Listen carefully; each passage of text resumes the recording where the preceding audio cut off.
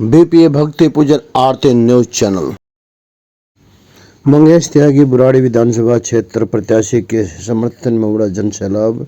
बच्चे भी मांग रहे हैं कांग्रेस का हाथ और सबका साथ। और मंगेश त्यागी पहुंचे मुखमेलपुर और मंगेश त्यागी का जोरदार स्वागत किया गया। मंगेश त्यागी गांव में जब पहुंचे तो एक अनहोनी घटना घटी हुई थी, जिस पर मंगेश त्यागी जी ने दुख प्रकट किया और साथ ही जनसंपर्क यात्रा को स्थगित किया। लेकिन गांव के लोगों ने मंगेश त्यागी जी के आने का स्वागत किया और कहा कि आप हमेशा हमारे सुख और दुख में खड़े रहते हैं, तो ये घड़ी हमारी भी है कि हम आपका साथ दें। और इसलिए गांव के लोगों ने एकत्रित होकर मंगेश त्यागी जी का स्वागत किया और मंगेश त्यागी जी ने सभी गांव के लोगों को आश्वासन दिलाया कि जिस तरह से आज अपना दुख सुख भूलकर आप मेरे साथ खड़े हैं, मैं हमेशा इस गांव के साथ खड़ा था, खड़ा हूं और खड़ा ही रहूंगा। यही नहीं, मंगेश त्यागी जी क्षेत्र के लोगों के अंदर एक प्रेरणा स्रोत बन चुके हैं, जिसे देखते हुए आज युवा पीढ़ी बढ़ चढ़कर मंगेश त्यागी जी के साथ खड़ी हो रही। इस अवसर पर दिल्ली के पूर्व मंत्री योगानंद शास्त्री जी भी पहुंचे और लोगों ने योगानंद शास्त्री जी का स्वागत किया। योगानंद शास्त्री जी ने लोगों को चौधरी हीरा सिंह जी की याद दिलाई कि किस तरह से चौधरी हीरा सिंह जी ने कांग्रेस के साथ रहते हुए इस क्षेत्र का विकास किया था। आइए जानते हैं क्या कुछ कहा योगानंद शास्त्री जी ने। नांगलोई से चले, फिर आए कजावला, उसके बाद बवाना, फिर नरेला और उधर ओतंदी बॉर्डर पर जाइए। रोड्स का ऐसा बुरा हाल है, आज तक कभी नहीं हुआ है। जो लो फ्लोर बसें हैं वो वहाँ नहीं जाते हैं, बंद कर दी गई है क्योंकि गड्ढे इतने हैं वहाँ पर। और जब बारिश होती है तो आसपास की जमीन भी बहुत अधिक खराब हो गई है, उसमें अन्न पैदा नहीं हो सकता, ऐसी हालत है। जो नांगलो रोहतक रोड से रानीखेड़ा को जो इन्होंने निकाला है नीचे से, उसमें हर समय पानी भरा रहता है, कराला में पानी भरा रहता है। बहुत सारी ऐसी जगह हैं आप निकल भी नहीं सकते। यदि नांगलोई वाला फ्लाईओवर उतर करके आप आगे बढ़ेंगे रोहतक रोड पर, तो वहाँ 5-6 महीने से अब तक पानी भरा हुआ है। ये दुर्भाग्य की बात है और गड्ढे पड़ गए हैं। और ये स्थिति यही ऐसा नहीं है, आप साउथ दिल्ली में जाएं तो अभी रोड्स की बुरी हालत है। वो काम की बात नहीं सोचते हैं। दुर्भाग्य की बात तो यह है, अपने लिए सोचते हैं जो कुछ सोचते हैं और साइड ट्रैक करते हैं, असली मुद्दों को सामने आने नहीं देते। दोनों ही भाइयों का ऐसा हाल है। ग्रामीण विकास बोर्ड देखिए, प्रत्याशी यहाँ पे आए, पूर्व मंत्री भी आए, क्या समस्या उनके सामने आपने रखी है? हमने गांव की सबसे बड़ी समस्या मीठा पानी चाहिए और पानी की निकासी चाहिए। और एक ये 3 एकड़ का पार्क है, ये दिल्ली सरकार के अंडर ये जमीन है, हैंड ओवर कर रखी है गांधी संस्था ने। मुख्यमंत्री चाहे तो इसमें आज पार्क बनवा सकता है, लेकिन वो नहीं चाह रहा। हम कई बार गांव इकट्ठा हुआ, संजीव झा को भी बुलाया, मनोज तिवारी को भी बुलाया, लेकिन दोनों पार्टियां बरगलाती रही। 11 साल से उन्होंने कुछ नहीं किया। और जो भी विकास काम हुए वो शीला जी के टाइम में और जिले सिंह चौहान के में 10 साल में एक एक काम गिना सकता हूँ आपको। उसके बाद क्या हुआ, रेंग रहा कुछ भी नहीं है। ये कॉलोनी हमने बचाई है, ये हमारा पिताजी है 90 साल का, अगर ये कोर्ट नहीं जाता 6 किले की तो ध्वस्त कर दी है, ये 8 किले की भी जानी थी। ये ज्यादातर जाटो समाज की है। और मैं गांव से ज्यादा बड़ी बात न करते हुए भाई साहब का व्यवहार देख के मंगेश जी का हम भी काफी प्रभावित है कि भी बहुत नरम स्वभाव का, शील स्वभाव का आदमी है और गांव का समस्या को भी समझता है। करेंगे हम वो बना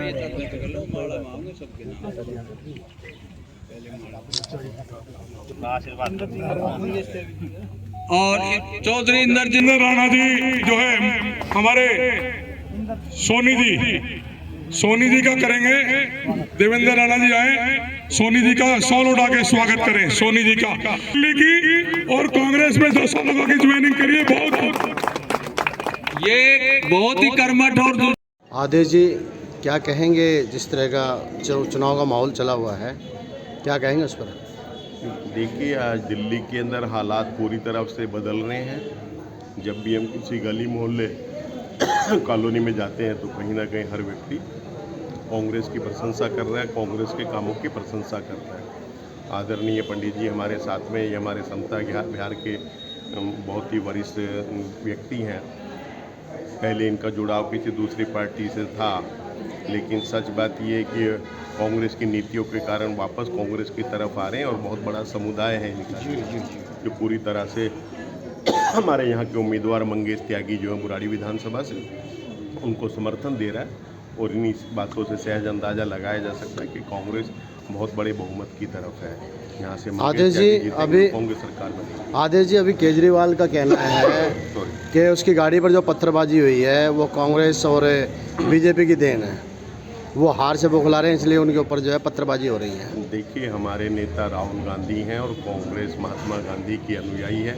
उन्हीं के दिखाए हुए रास्ते पे हम चलते हैं। हम पत्थरबाजी में और अपशब्दों में विश्वास नहीं रखते।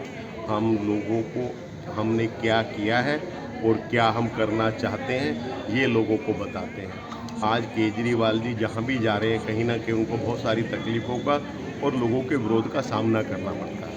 उस सामना करने का कारण सिर्फ यही है कि जो चीज़ें इस शहर में सहज से हो जाती थी वो भी चीज़ें लोगों से दूर हो गई हैं। उदाहरण के रूप में अगर कोई सीनियर सिटीजन मिलेगा आपको आज, तो कहीं ना कहीं केजरीवाल जी के बारे में एक अलग व्यू रखता है, सिर्फ किस लिए कि कांग्रेस की सरकार में उसको सहज से पेंशन मिल जाती थी, सरकार देती थी। अब पिछले 10 साल से वो कई बारी बीजेपी के एमएलए के पास, बीजेपी के मंत्रियों के घरों पे जाके, बीजेपी के मुख्यमंत्री के घर पे जाके अपने फार्म देता रहता है, लेकिन उसकी पेंशन नहीं लगती। तो कहीं ना कहीं उसके अंदर एक रोष होगा। मैं ये तो नहीं कहता कि वो पत्थर फेंक रहे हैं, लेकिन एक रोष होता है। तो जब हम यही बात यूथ के बारे में करते हैं, जिनसे केजरीवाल ने कमिटमेंट किया कि हम 1 लाख रोजगार हर साल देंगे, जिन महिला बहनों के साथ 2022 के कॉरपोरेशन चुनाव में जनवरी फरवरी में दिल्ली में कहा कि हम हर महिला को 1000 रुपये देंगे, जिन बहनों को पंजाब में जाके कहा पंजाब चुनाव पे कि हम 1000 रुपये महीना आपको देंगे, तो अगर आप जो कहेंगे और सरकार बन जाने के बाद उसको नहीं करेंगे तो लोगों में एक रोष पैदा होता है। उस रोष की प्रतिक्रियाएं, कुछ लोग इतना उत्तेजित हो जाते हैं कि जब आप वो कमिटमेंट करते हैं और फिर कोई आपसे सवाल करे तो वो आपको देशद्रोही लगता है, वो आपको दुश्मन लगता है। तो जब आपका भाव ऐसा है कि वो आपको दुश्मन लगता है, तो दुश्मन वो नहीं है, दुश्मन आप हैं उसके। आपने उसकी एक भावनाएं जागृत की और उसके अनुकूल काम नहीं किया, वो ये रोष नज़र आता है। केजरीवाल का कहना है अगर दिल्ली के अंदर केजरीवाल को नहीं लेकर आए लोग, तो जो सुविधाएं चली हुई हैं, बस फ्री चली हुई हैं, शिक्षा प्रणाली है या स्वास्थ्य प्रणाली है, वो सभी बंद कर देंगे। देखिए, अगर बसों की बात करें तो आज बसों का ये हाल है कि हमारे टाइम में 8000 बसें चलती थी, आज बसें रह गई हैं घट के 2200, जो 2100 कुछ बसें हैं जो वर्किंग में हैं। तो बसें चल नहीं रही हैं, बसों को रोक दिया है।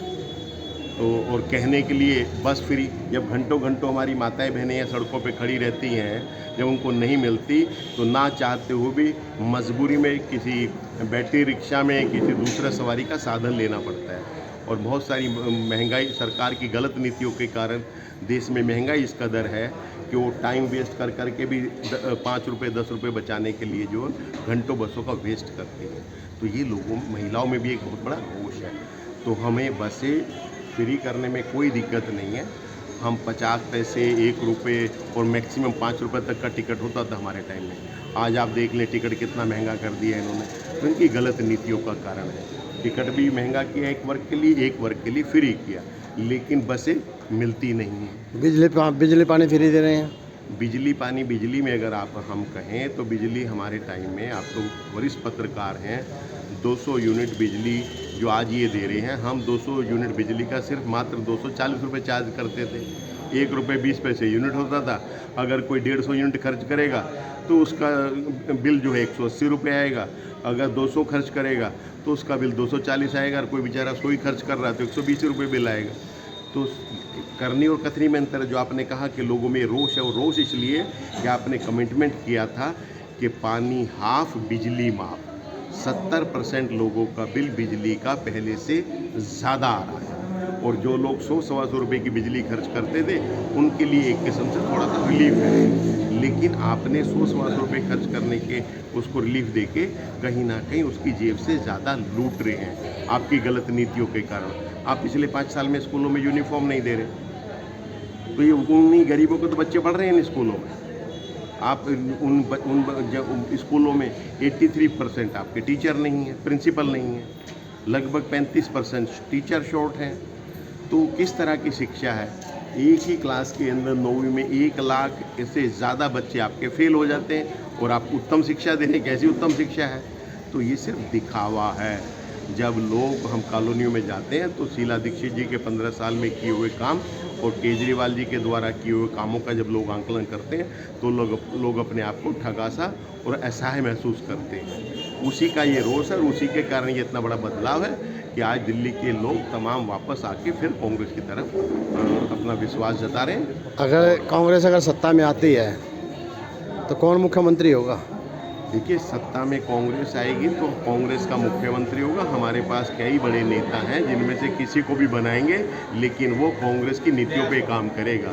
वो जो हमने कर्नाटक में, तेलंगाना में, झारखंड में किया है वही हम दिल्ली में करेंगे। आप देखिए कि अभी 3 महीने पहले सरकार बनी है महाराष्ट्र में और झारखंड में। महाराष्ट्र में जो सरकार बनी है वहाँ पे बीजेपी की सरकार ने जो हमारी महिला बहनों के लिए जो राशि शुरू की, चुनाव से 3 महीने पहले तो की, लेकिन आज चुनाव के बाद इसी महीने उन्होंने जो है 60 लाख महिलाओं की उस राशि को रोक रहे हैं। 60 लाख महिलाओं की जो है, तो उनके साथ धोखा नहीं तो क्या है।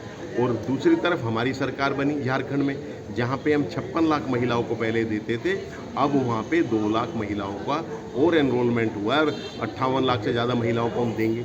तो हम सरकार में आने के बाद महिलाओं को उसमें और ज़्यादा जोड़ रहे हैं। ये सरकार में आने के बाद जो महिलाएं उसका बेनिफिट ले रही थी पिछले 4-5 महीने से, 3 महीने चुनाव से पहले लिया और 2-3 महीने चुनाव के बाद तक लिए, तो उसमें से घटाने की बात कर रहे हैं। और जहाँ के इतना बड़ा प्रदेश है वो और इतना उसका रिवेन्यू है कि हिंदुस्तान में सबसे ज़्यादा रिवेन्यू महाराष्ट्र में आता है, तो हम ज़्यादा सोशल वेलफेयर की स्कीमें वहाँ पे लोगों को मदद कर सकते हैं। क्योंकि एक बहुत बड़ा वर्ग है वो अच्छा कमाता है, अच्छा टैक्स देता है। एक बहुत कमज़ोर वर्ग है तो सरकार उसके साथ खड़ी होती है। सबसे ज़्यादा आत्महत्याएं किसानों की अगर किसी राज्य में होती है तो महाराष्ट्र में होती हैं। तो वहाँ कमजोरी भी इतनी ज़्यादा है, लेकिन उस कमजोरी की जगह पे भी सरकार जो है आज उन महिलाओं से अपना हाथ खींच रही है और 60 लाख महिलाओं को जो मिल रहा था उसको बंद करने जा रही है। तो दिल्ली में क्या कुछ दे रहे हैं महिलाओं को? दिल्ली में हम जो है, क्योंकि सरकार की गलत नीतियों के कारण लोगों को अपना घर चलाना मुश्किल हो गया है, इसलिए हमने प्यारी दीदी योजना लेके आए हैं और उसमें 2500 रुपये सभी महिलाओं को मिलेंगे। ये हमारा वादा है। और कर्नाटक में हम दे रहे हैं, तेलंगाना में हम दे रहे हैं, झारखंड का मैंने आपको बता ही दिया। तो हम जो कहते हैं वो करते हैं। हमारी करनी और कथनी में अंतर नहीं है, ये इनकी करनी और कथनी में अंतर है, जिसका खामियाजा कहीं ना कहीं इस तरह से भी देखना पड़ता है कि मुख्यमंत्री के साथ मैन हैंडलिंग होती है, लोग गुस्सा करते हैं, धरना प्रदर्शन करते हैं, काले झंडे दिखाते हैं। ये शर्म की बात है। तो मंगेश जी को कितने वोटों से जिताएंगे? मंगेश जी दिल्ली में सौभाग्य से हमारी विधानसभा एक बड़ी विधानसभा हो गई है, यहाँ पे 4 लाख से ज़्यादा वोटर हैं। तो मंगेश जी दिल्ली में सबसे ज़्यादा मतों से जीतने वाली विधानसभाओं में हमारी विधानसभा होगी और दिल्ली में फिर हमारी सरकार बनेगी। और महिलाओं के लिए 2500 रुपये, जो हमारे युवा बेरोजगार हैं उनके लिए 8500 रुपये अप्रेंटिसशिप वो हमने परिवार रखा है। 500 रुपये का गैस का सिलेंडर देंगे, ये हमने कमिटमेंट रखा। राजस्थान में हम दे रहे थे, दूसरे प्रदेशों में दे रहे थे, आज वहाँ पे बीजेपी की सरकार आ गई है तो सुविधा बंद हो गई है। आज वो 500 का नहीं मिल रहा, जब प्रधानमंत्री ने चुनाव के भाषण में कहा कि 450 का दूंगा। तो ये जो अंतर है ये अंतर है, हम जो कहते हैं वो करते हैं।